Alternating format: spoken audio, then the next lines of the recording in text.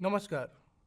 मेरा नाम हिमांशु कुमार है और मैं कल्याणी विश्वविद्यालय के हिंदी विभाग में प्राध्यापक के पद पर कार्यरत हूँ।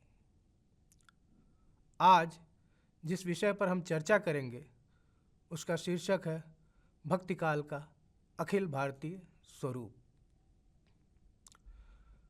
शुरू से ही भारत में भक्ति केंद्रीय विषय रहा है।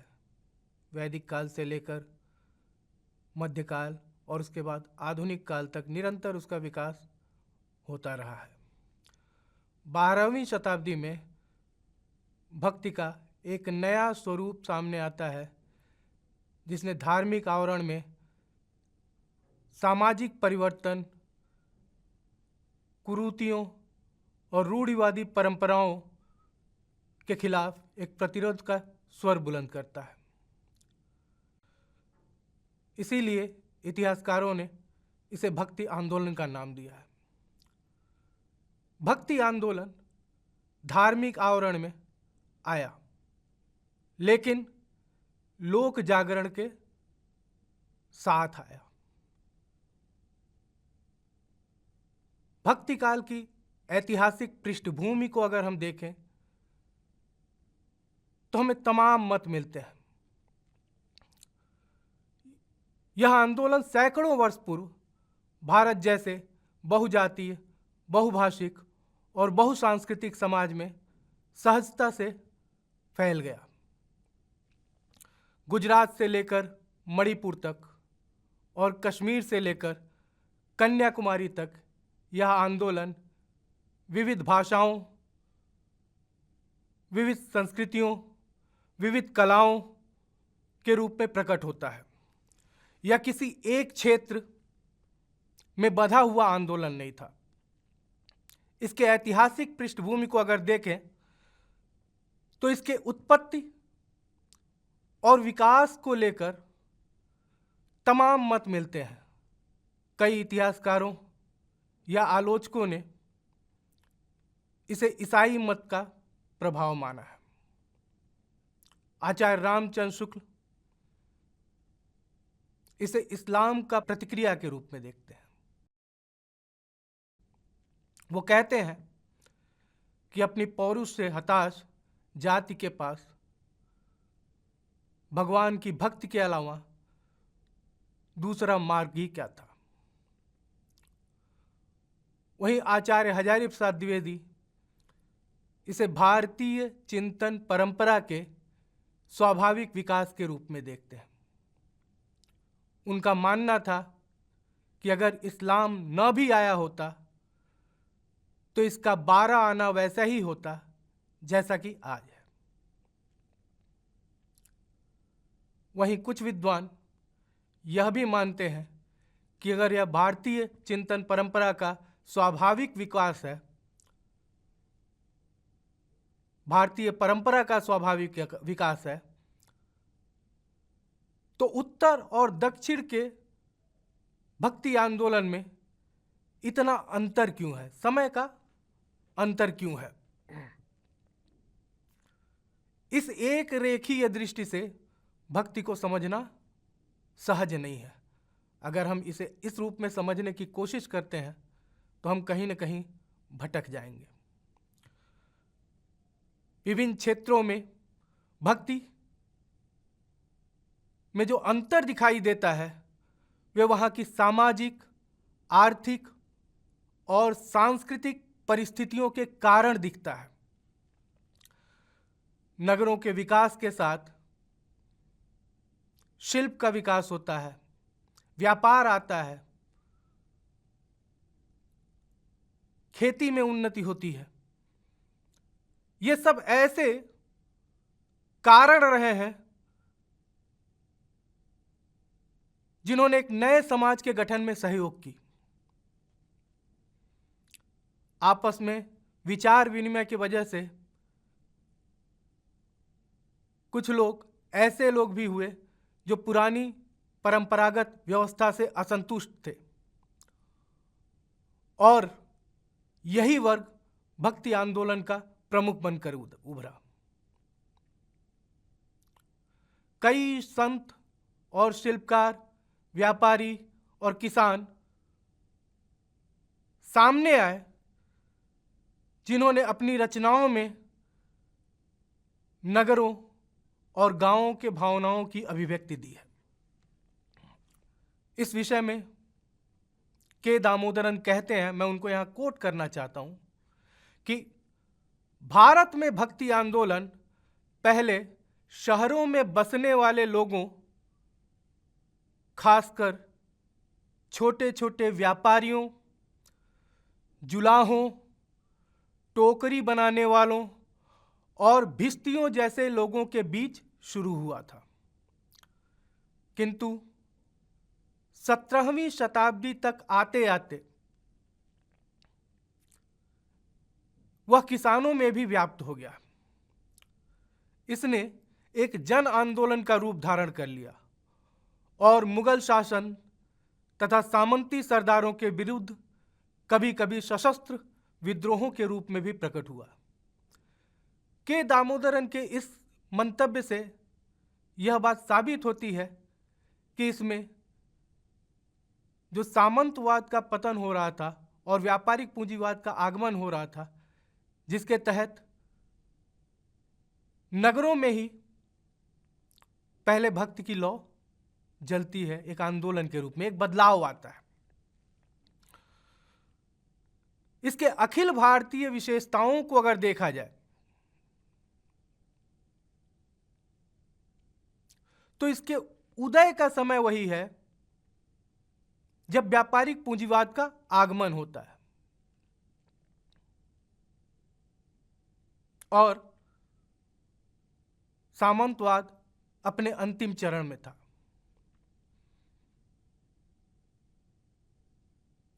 ऐसे समय में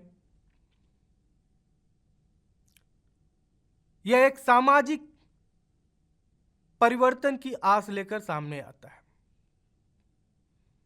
जब आपस में लोगों का विचार विनिमय होता है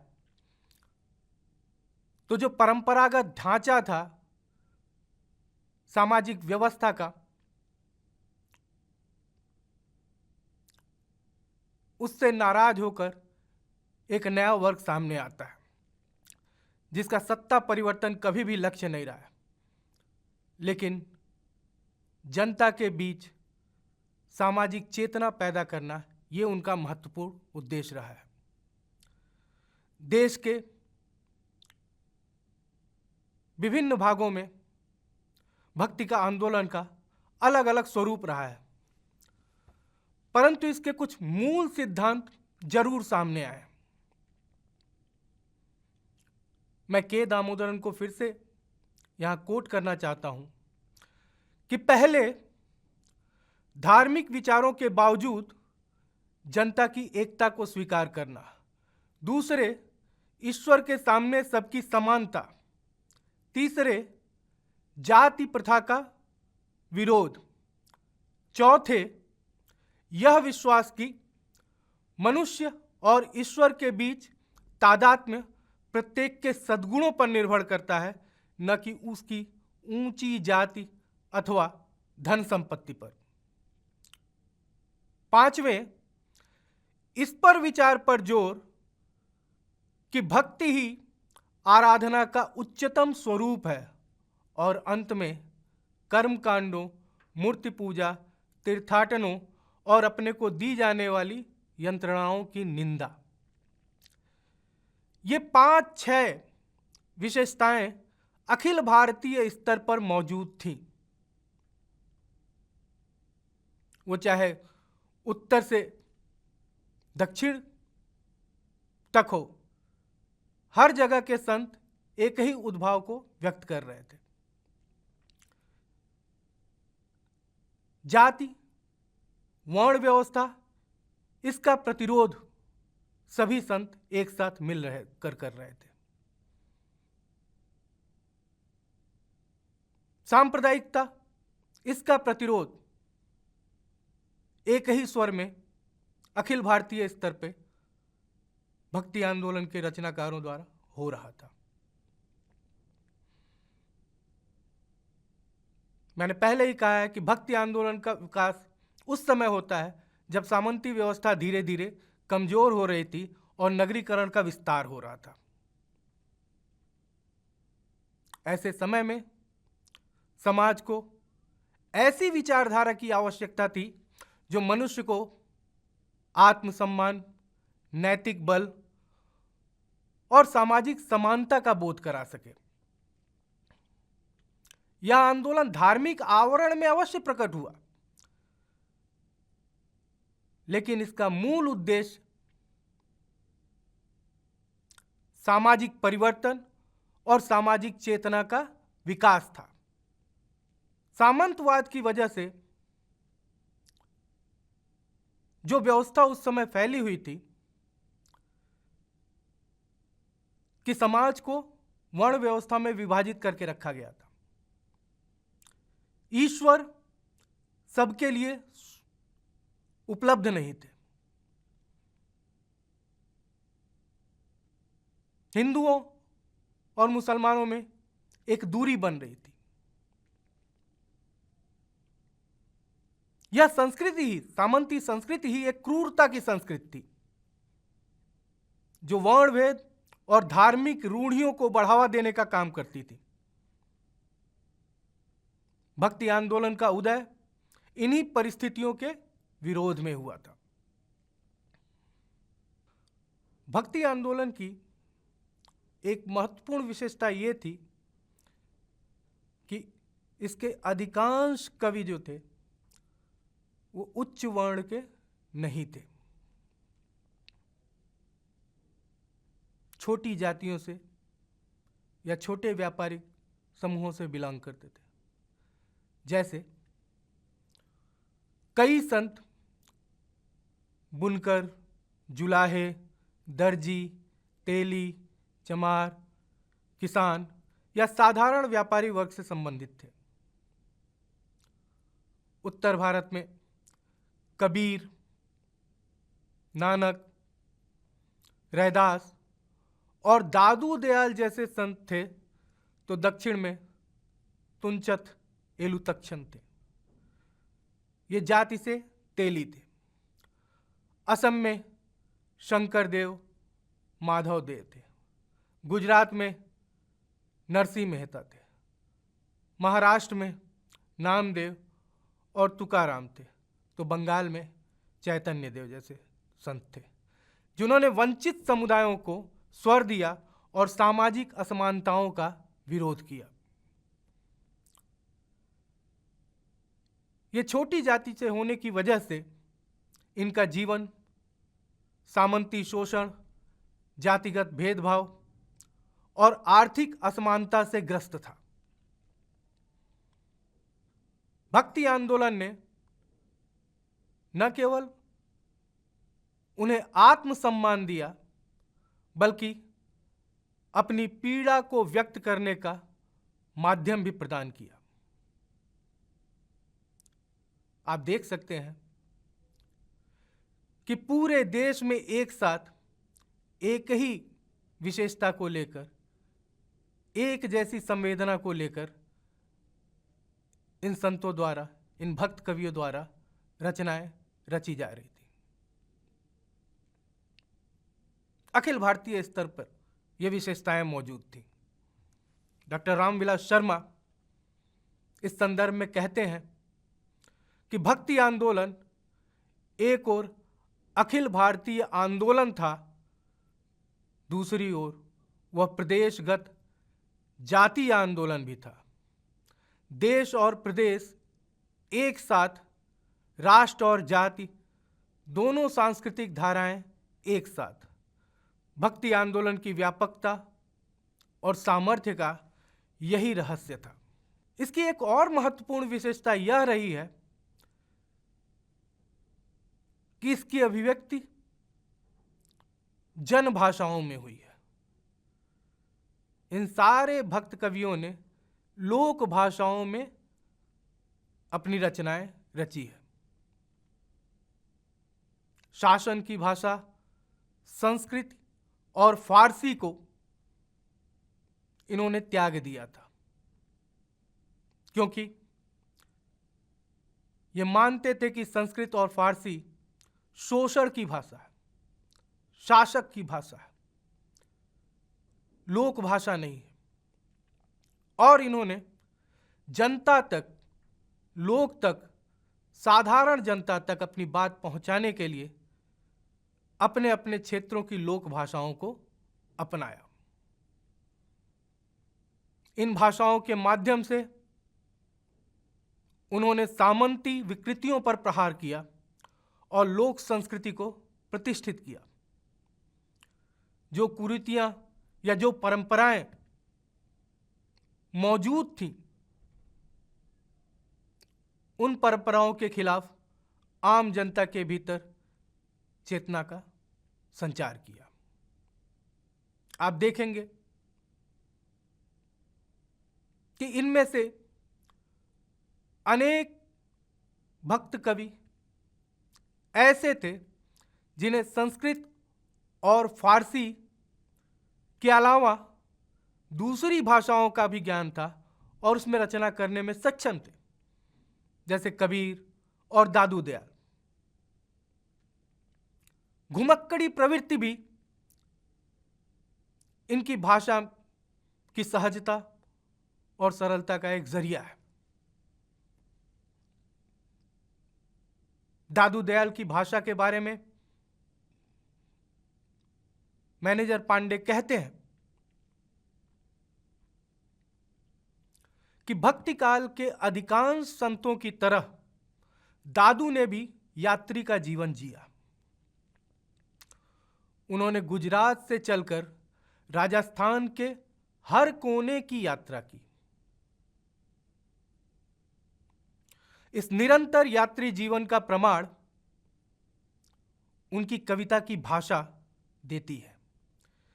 यद्यपि उनकी काव्य भाषा का बुनियादी ढांचा पश्चिमी राजस्थानी से बना है, लेकिन उसमें गुजराती और पंजाबी के शब्दों का भी प्रभाव दिखता है।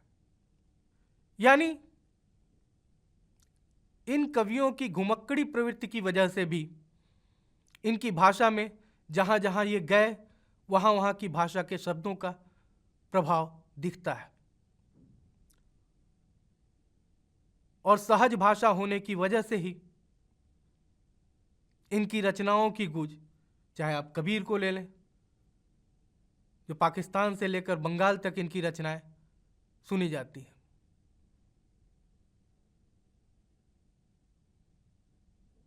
कबीर की रचनाओं का संकलन सिखों के धार्मिक ग्रंथों में भी दिखता है, रैदास की रचनाओं का भी दिखता है।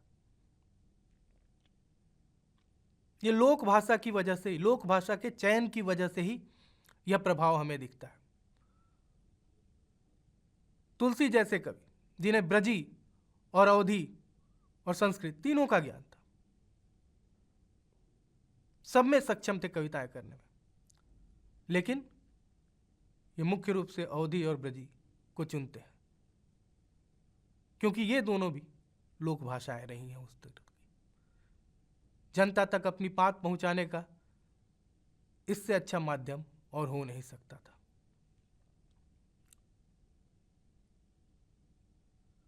इस अध्ययन का अगला पड़ाव संगीत और कला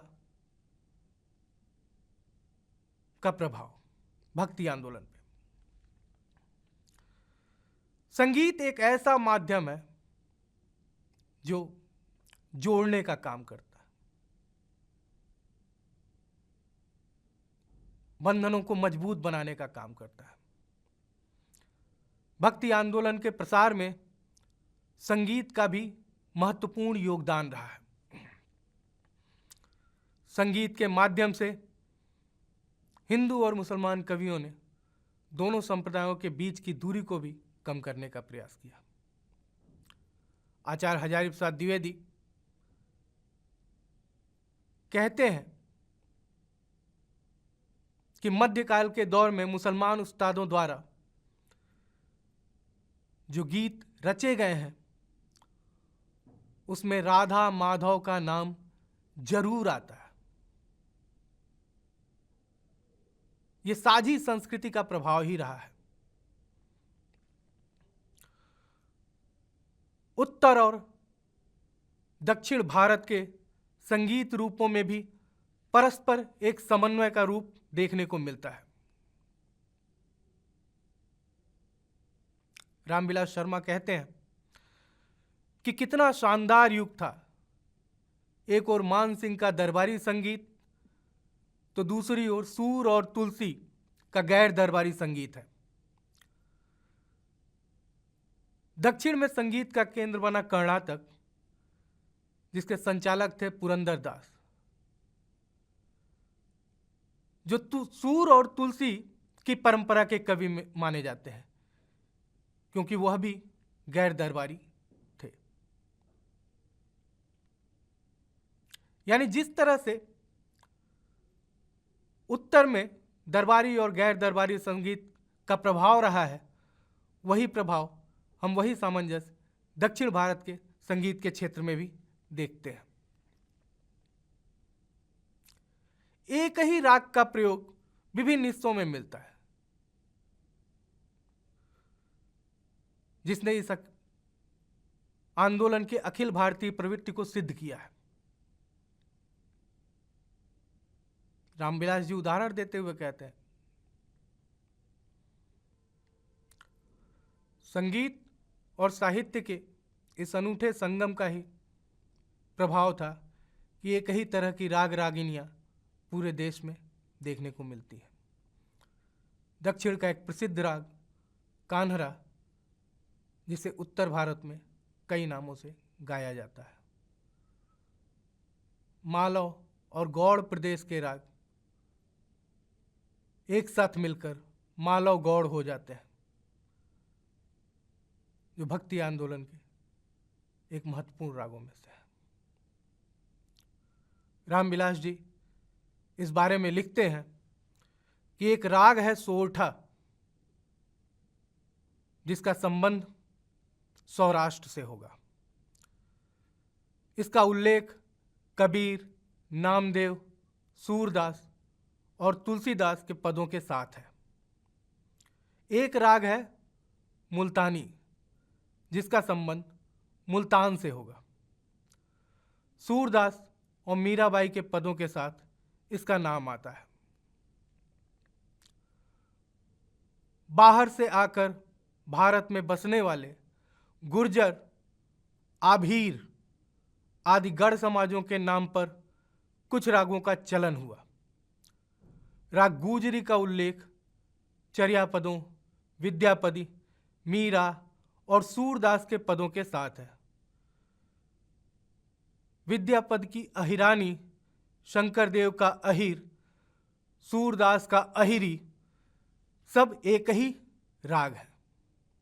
ये जो संगीत विनिमय रहा है, इसने भक्ति आंदोलन को अखिल भारतीय स्तर पर स्थापित करने का भी काम किया है। कला के क्षेत्र में भी ऐसी ही परिस्थितियां देखने को मिलती हैं। भक्ति आंदोलन अखिल भारतीय होते हुए भी एक रूपीय नहीं है। प्रत्येक क्षेत्र में वहां की स्थानीय सामाजिक सांस्कृतिक परिस्थितियों के अनुसार इसमें अलग अलग तरह की विशेषताएं भी विकसित हुई। उद्देश्य एक रहा है, लेकिन तत्कालीन समस्याओं के आधार पे उस उद्देश्य को प्रतिफलित करने का प्रयास किया गया है। अलग अलग क्षेत्रों में अलग अलग समस्याएं रही हैं। महाराष्ट्र में नामदेव और एकनाथ अपने साहित्य में जाति विरोधी चेतना तीव्र रूप में दिखा रहे थे। वहीं अगर हम राजस्थान में मीरा के साहित्य को देखते हैं तो वहां स्त्री मुक्ति का प्रतीक बनता है।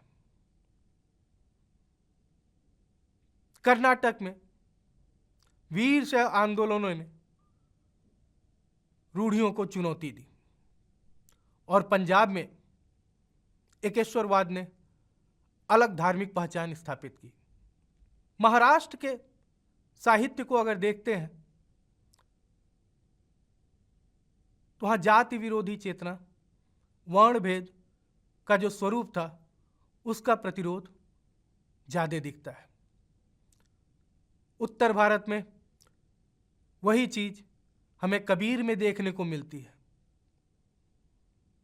लेकिन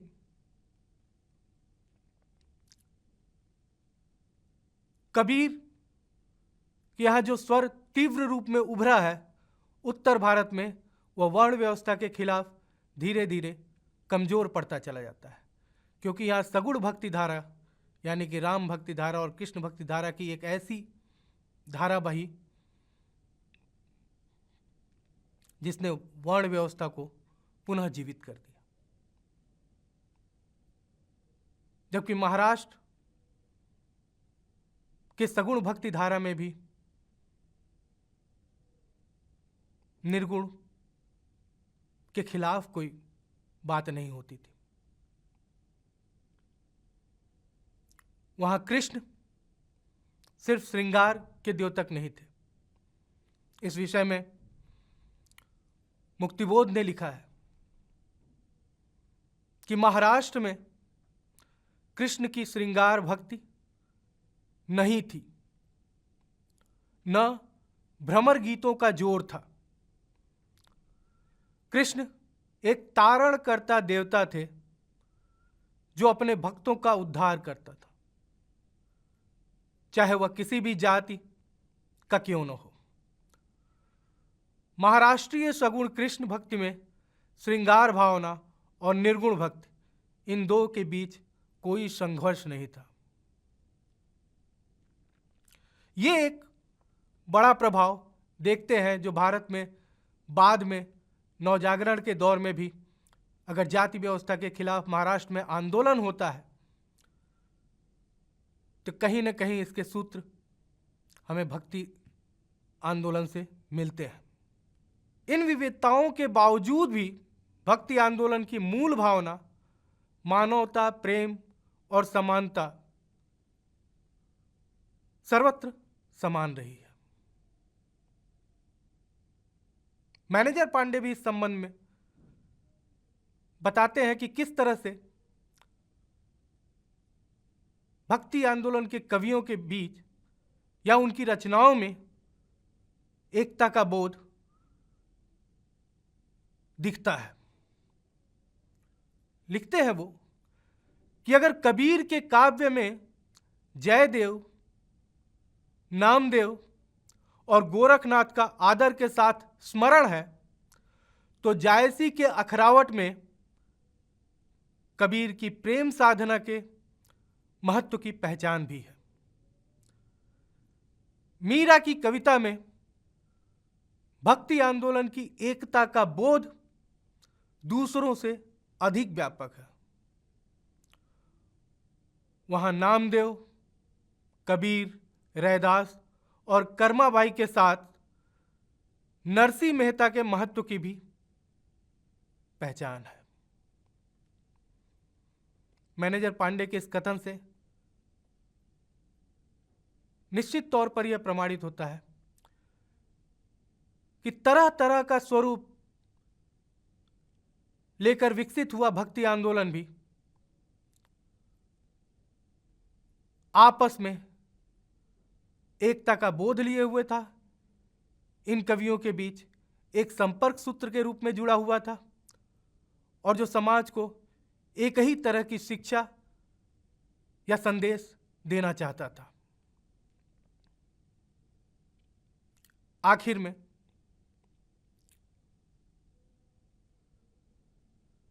भक्ति आंदोलन भारतीय इतिहास का एक महान अखिल भारतीय सांस्कृतिक आंदोलन था।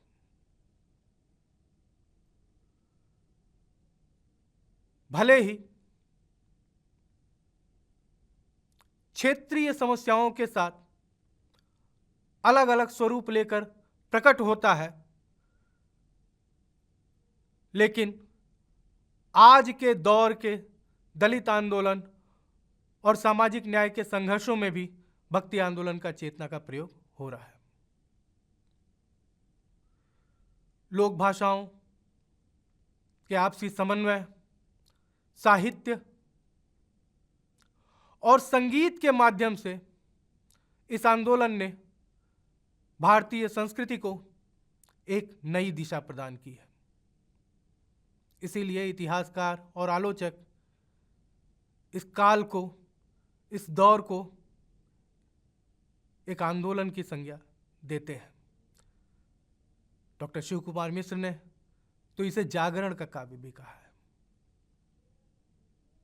इसी के साथ मैं अपनी बात यहीं समाप्त करता हूं। धन्यवाद।